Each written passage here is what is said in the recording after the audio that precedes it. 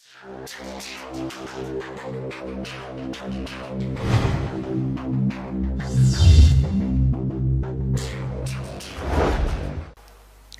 Quran, the book of Allah, the speech of Allah is perfect speech. It is the best communication in existence.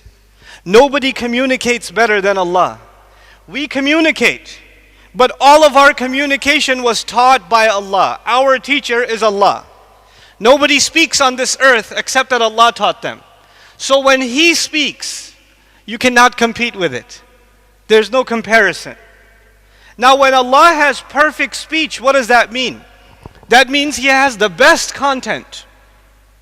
Number one, He has the best content. What's number two? He has the best style. And He's always considerate. He's always very accurate about His audience. Every surah in the Quran, even sometimes passages in the Quran, have a very specific audience. Allah talks to one audience one way. Allah talks to another audience another way. Allah talks to Jews one way. Allah talks to Christians another way. Allah talks to mushrikun in the first year of the seerah one way. And Allah talks to the mushrikun in the 10th year of the seerah another way. The audience is different. The people who come to visit Rasulullah sallallahu alaihi wasallam, Allah gives ayat to tell them. There's different ayat. Allah does not say to the Messenger sallallahu alaihi wasallam, I already revealed Tawheed to you, pick one of the surahs and tell them. No. He gives them a special ayah, special surah for them because they need a special message. You understand? So when we talk about Surah Ar-Rahman today, we have to understand something about its content. But if you really want to understand its content, you have to understand its style. And if you want to understand its style, you first and foremost, before anything else, you have to understand its, fill in the blank, audience. Who was Allah talking to when Surah Ar-Rahman was revealed? Most accounts are that Surah Ar-Rahman is either early Madani, and most are that it's actually late Makki. And from the style of the surah, it appears to be a Makki surah. It's a late Makki surah. Now what was happening in late Makkah? The mushrikun had become extremely stubborn. They did not want to hear the message of Islam. They said, we've been listening to this for 10 years. It's the same speech over and over again. Even Allah says, كَذَلِكَ نُصَرِّفُ الْآيَاتِ. We keep changing the ayat. The message doesn't change, the ayat change. And they say, we've heard everything already. Stop, we don't want to hear this anymore. We're not interested. And it's not enough that they're not interested, they start attacking the Messenger sallallahu alaihi wasallam. وَإِذَا عَلِمَ مِنْ آيَاتِنَا شَيْئًا اتَّخَذَهَا هُزُوًا. Every time he came to know something about the Quran, something about our ayat, he tried to make a joke out of it. So it's not only that they're not interested, now they make fun of the Quran when the Quran is recited. لَا تَسْمَعُوا لِهَذَا الْقُرْآنِ وَأَلْغَوْا فِيهِ لَعَلَّهُمْ يَرْجِعُونَ. Don't listen to this Quran. Make noise when the Quran is being recited. The believer is told, فَإِذَا قُرِئَ الْقُرْآنِ فَاسْتَمِعُوا لَهُ وَأَنصِتُوا. When Quran is recited, be quiet. Listen carefully. فَاسْتَمِعُوا لَهُ. Listen carefully. وَأَنصِتُوا. And stop talking and listen. Ansitu in Arabic means two things. Number one, stop talking. And number two, listen. Both. وَأَنصِتُوا. You know?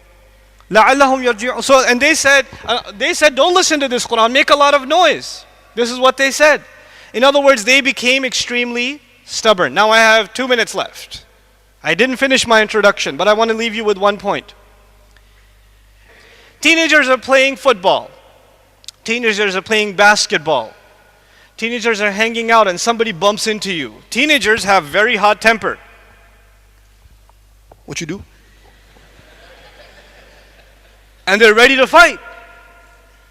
And when they're about to fight, the friend holds you back. No, it's okay. Oh, let me go. You know, and he wants to fight. So your friend who's holding you back says to you, calm down. Calm down. Now, your friend says to you, calm down how many times? One time? When your friend says calm down, you say, oh, I didn't realize that I should calm down. I should sit down and sip on some tea now. Like, you don't do that. Because you're crazy at that time, he says, calm down. Hey, calm down. Hey, listen to me. Calm down. Relax. He says it 10 times.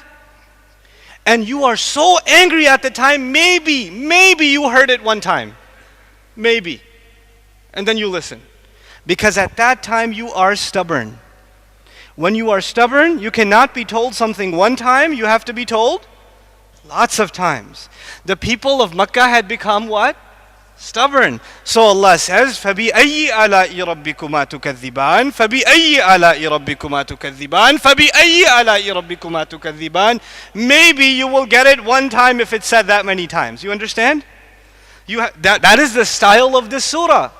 But the style is there for a reason, because it's talking to a certain kind of audience.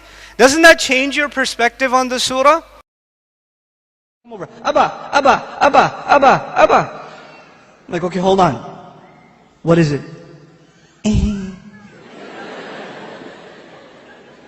Nothing. She pulled my ear one day. I was like, when? I don't know.